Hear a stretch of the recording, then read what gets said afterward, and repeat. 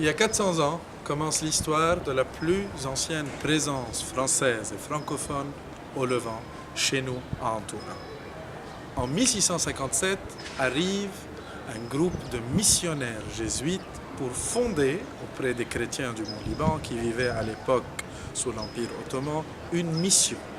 Les objectifs de la mission étaient de venir en aide, surtout en matière d'éducation, à ces chrétiens qui possédaient, qui avaient leurs propres écoles, mais des écoles traditionnelles. Les jésuites fondent le premier séminaire moderne au Proche-Orient et en 1783 arrivent les disciples de Saint-Vincent, les prêtres de la congrégation de la mission, les lazaristes, qui refondent la mission et lui donnent une nouvelle vie, celle d'une école. Mais quelle école? Antoura, le plus ancien collège francophone au Levant en 1834. Pour 4 siècles, ce petit vallon, Antoura, a été synonyme non seulement de francophonie, mais aussi de rayonnement culturel, scientifique et aussi un foyer de modernisation. Les fondements du Liban moderne, une grande partie des composantes du Liban moderne ont été fondés, travaillés ici, chez nous, à Antoura.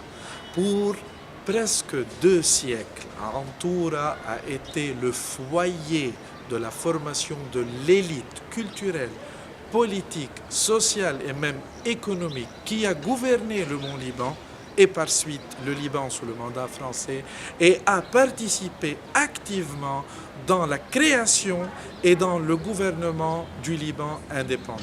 Une histoire de 4 siècles, mais une histoire qui continue. En fondant le premier collège francophone du Levant en 1834, les prêtres de la congrégation de la mission des Lazaristes bouleversent le monde de l'éducation au Levant, le monde de l'éducation dans l'Empire ottoman.